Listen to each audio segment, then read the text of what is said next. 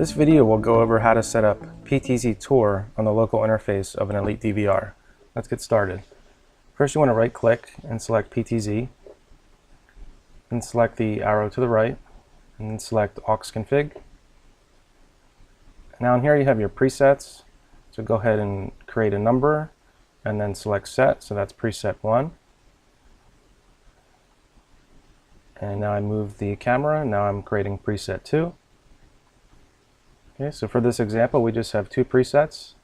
Now go to Tour and add your presets to the tour, so preset 1 and 2, and we added those.